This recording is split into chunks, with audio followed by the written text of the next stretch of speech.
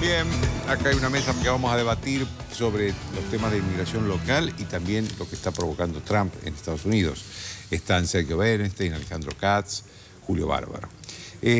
Para empezar por lo local y después ir a lo general, les quería preguntar la opinión sobre esta política de inmigración que acaba de explicar la ministra y que hoy se conoció que la difundió el gobierno, sobre lo local.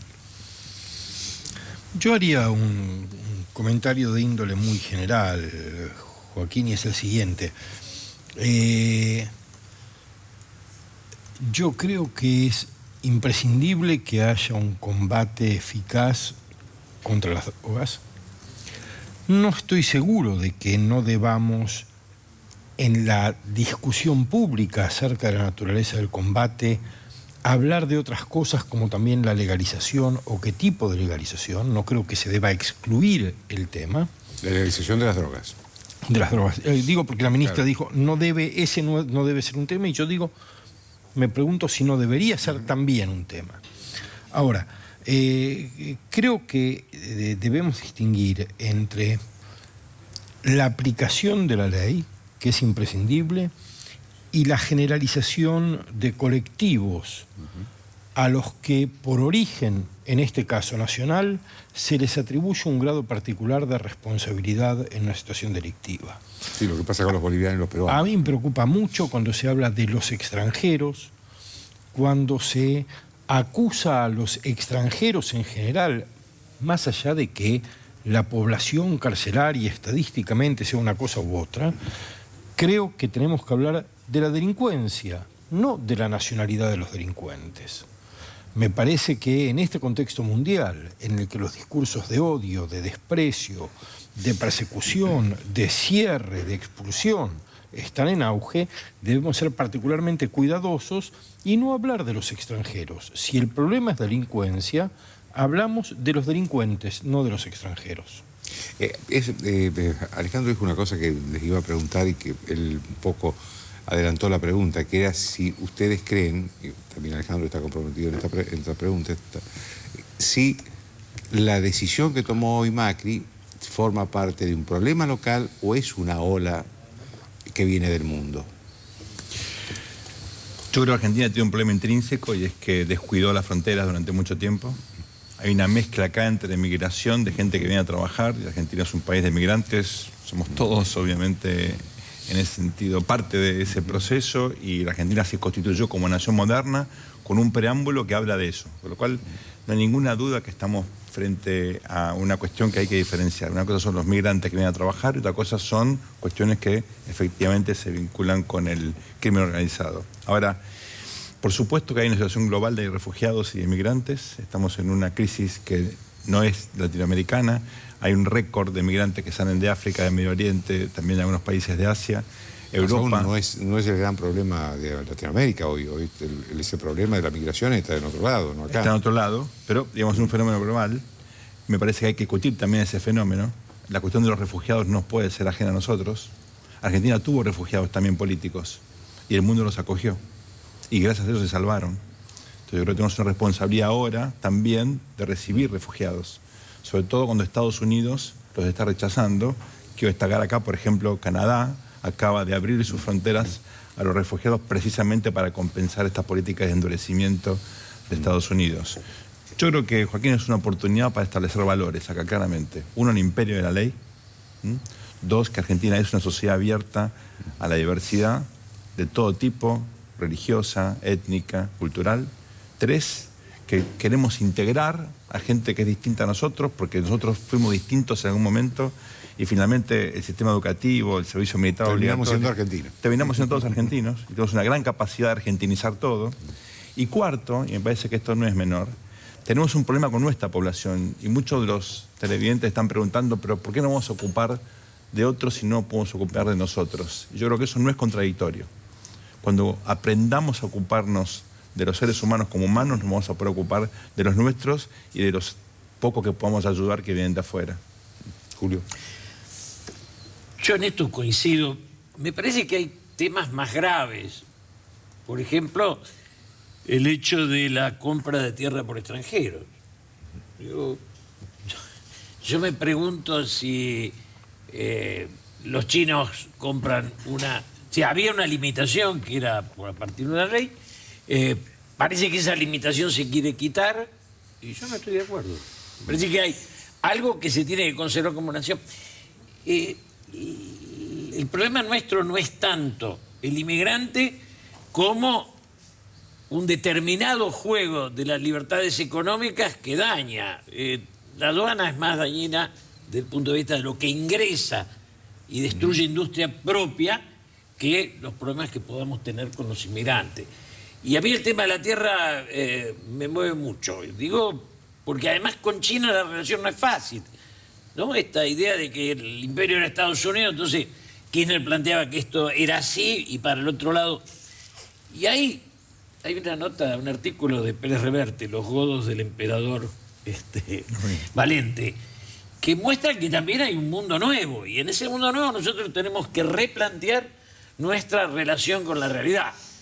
Yo me crié en un mundo maravilloso donde la Avenida de Mayo, el imparcial es el resultado de que había un restaurante que no quería entrar en la pelea entre republicanos y monárquicos, ¿no? O sea, me crié en ese país y fue hermoso. Ahora, ¿ese país hoy es posible? Es una pregunta, no sé. Vamos a la política de Trump. Digamos, la política de Trump, ustedes la entienden. Vos, Sergio, estuviste en la elección de Trump. Como algo que va, las políticas, lo que está pasando hoy en los aeropuertos de Estados Unidos, va a modificar el mundo, va a ser un mundo más cerrado, más nacionalista, o va a dejar, digamos, que algunos continentes como Europa, Asia, sean un poco más, América Latina, sea un poco más accesible a los inmigrantes, ¿no? ¿En qué medida Trump puede cambiar el mundo, ¿no? Tal como lo habíamos conocido hasta ahora? Yo creo que hay que ser prudente, una cosa lo que quiere hacer Trump y otra cosa lo que va a hacer Trump. Él tiene una agenda obviamente muy agresiva, muy transformacional, que tiene que ver con la promesa de campaña. En ese sentido es muy consistente con lo que acaba de prometer, pero el sistema norteamericano es muy complejo. Los frenos y contrapesos que están en la Constitución norteamericana, el Congreso, el sistema judicial, los estados, la prensa, la sociedad civil, el sector privado, limitan, amortiguan la capacidad del presidente de discrecionalmente avanzar en esa agenda. Y ya estamos viendo en estas horas. El sábado ya jueces empezaron a frenar la aplicación de estas medidas migratorias. Empresas muy importantes empezaban a donar dinero a una institución que se llama American Civil Liberties Unions, que es un organismo de derechos humanos. En 2 días sumó $10 millones, en 2 semanas 24 millones de dólares. Todo para luchar precisamente a favor de los inmigrantes. Hay abogados que se están presentando de forma voluntaria en los aeropuertos para defender a los inmigrantes y a los refugiados. Hay movilizaciones en todo el país.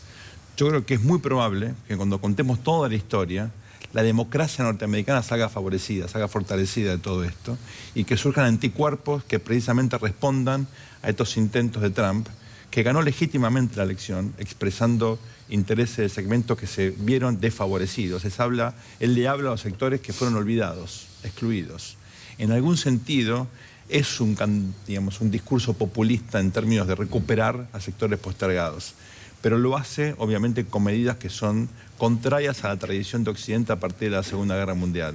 La idea de la integración, del libre comercio, de la cooperación internacional, de libre circulación de factores, que nunca llevó totalmente adelante, pero que claramente tuvo un saldo negativo en segmentos sociales que han quedado excluidos. Él representa esos segmentos. Autocrítica para los que pensamos que es mejor lo otro. Efectivamente había segmentos excluidos y los sectores de las élites intelectuales, financieras, económicas, los ignoraron. Y este es el precio que están pagando ahora. Alejandro. Creo que fue el sábado o ayer mismo el New York Times publicó, uno de los humoristas del New York Times publicó un chiste que me parece que es muy, muy claro. Dice: la única cosa buena después de una semana de ejercicio de Trump de la presidencia es que ya nadie podrá decir vamos a ver si es tan malo como parecía.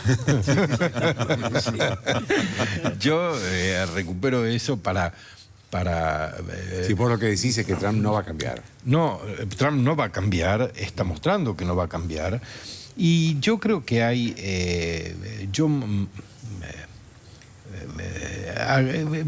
modificaría un poco el punto de vista de Sergio en lo siguiente. Creo que efectivamente la democracia norteamericana es muy compleja y hay muchos factores de poder que están en juego. Creo que hay algunas cosas que no podemos desconocer. Hoy la vida del inmigrante en los Estados Unidos es más desgraciada. La vida cotidiana de las mujeres es más difícil. La vida de las minorías raciales... ¿Por qué lo de las mujeres? Bueno, porque fue un esfuerzo bien, muy él- grande en Occidente. Él fue agresivo con las mujeres, pero digo, eso llevado a la sociedad me parece muy Bueno, raro. lo que quiero decir es que hubo un esfuerzo muy grande en Occidente para construir consensos que dificultaran que se hicieran cosas dañinas hacia otros. Por ejemplo, subestimar a la mujer o maltratarla, o que el presidente de los Estados Unidos reinstaure la posibilidad de hacerlo, habilita en muchos ambientes, no en los ambientes más ilustrados o más conscientes de las ciudades más dinámicas, pero las sociedades son muy complejas y hay mucha gente que está envalentonada de nuevo para maltratar al mexicano, a la mujer, al afroamericano, al inmigrante. Hay cosas que están ocurriendo y que hacen que el mundo ya sea peor. Hay miles de inmigrantes que tienen doble nacionalidad o que tienen la green card que les da la residencia y que no pueden salir porque no saben si podrán regresar. Hay otros que quedaron afuera y no pueden volver. Hay cosas que son malas, pero hay otras cosas que son malas también. Los acuerdos muy trabajosos acerca del calentamiento global están en cuestión. Instituciones que han sido fundamentales para la paz y cierto progreso en el mundo después de la Segunda Guerra Mundial. La OTAN, la Unión Europea, son instituciones que están siendo puestas en crisis desde la presidencia norteamericana.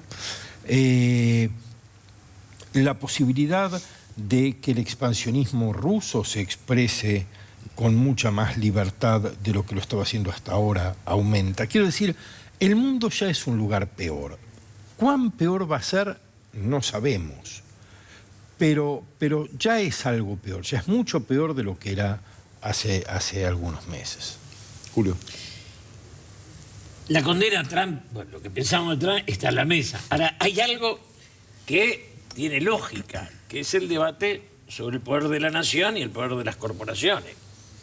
Este fenómeno de que la empresa vaya a producir sus bienes donde la miseria hace más barata la mano de obra, y es un temita.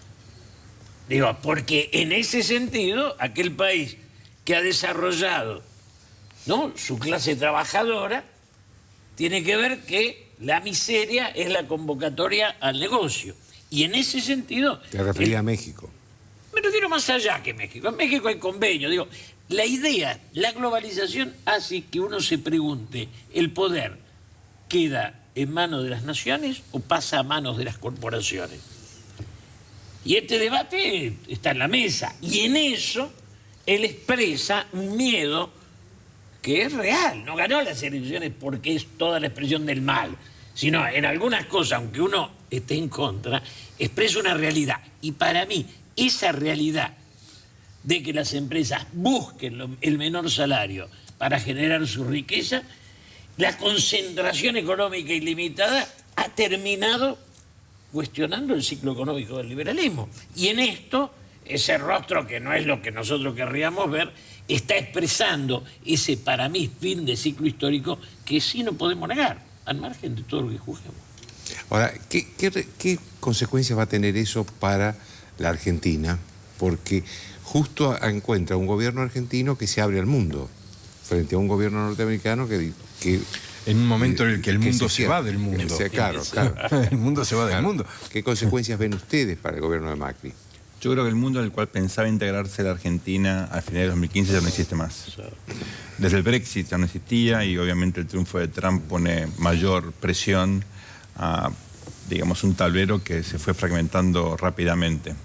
Lo cual no quiere decir que Argentina no tenga que integrarse, pero es otro mundo más desafiante, un mundo donde probablemente la seguridad tenga un peso relativo mayor, los problemas estratégicos, donde también hace falta ser un poquito más amplio en la mira.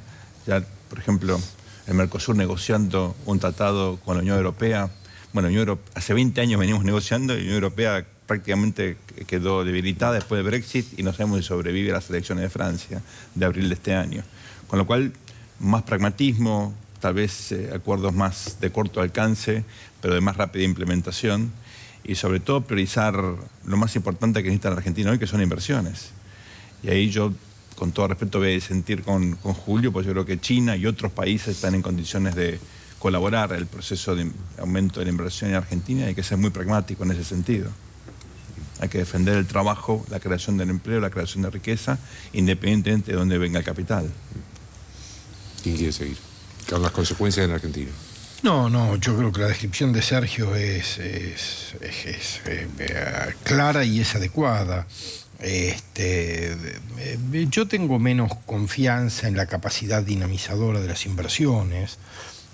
Creo que son necesarias, pero no estoy demasiado seguro de que vayan a generar el empleo adecuado y en la calidad necesaria como para que Argentina pueda resolver buena parte de los problemas del mercado de trabajo.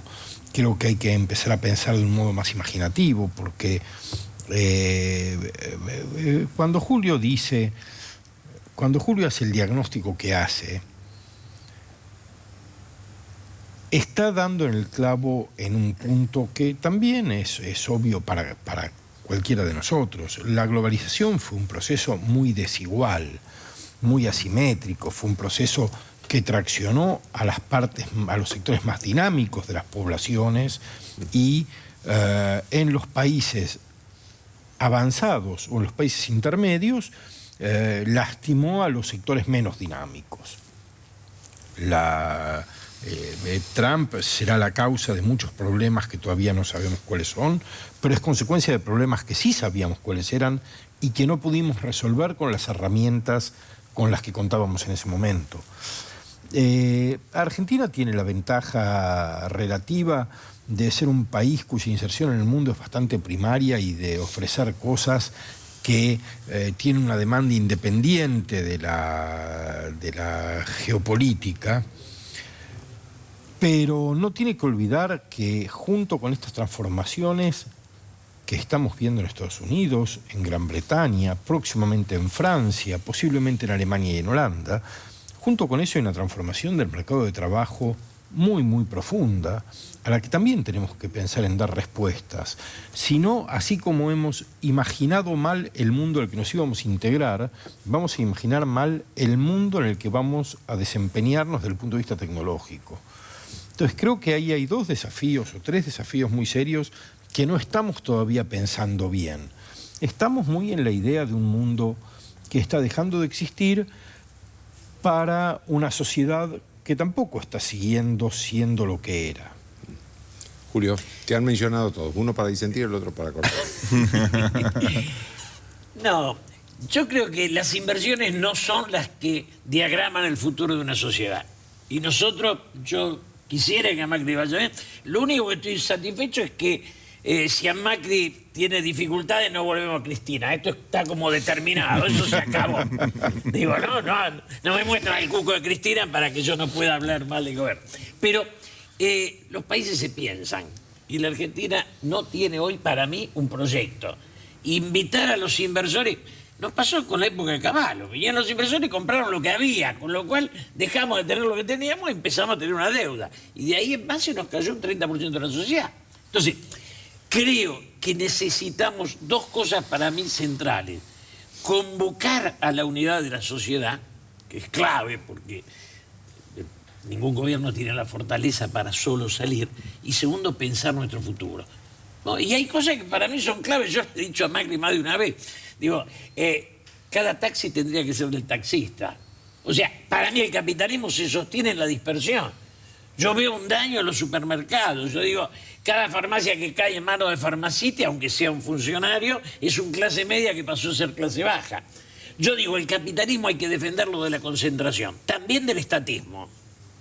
Y entonces la acumulación o la concentración de la riqueza tiene la contracara de la pobreza. Digo, mientras el enriquecimiento no tenga límite, tampoco lo va a tener la miseria. Entonces, yo creo en el capitalismo y en la iniciativa privada, pero creo que el Estado tiene que pensar la sociedad y que eso hoy no se está dando. ¿Vos crees que Macri no lo hace eso? No, ni cree que hay que hacerlo. Y en ese sentido expresa mucho más al comercio que a la producción. Y entonces le tengo más miedo a los containers de la aduana que a los inmigrantes de la calle, porque eso nos debilita realmente y nos quita trabajo.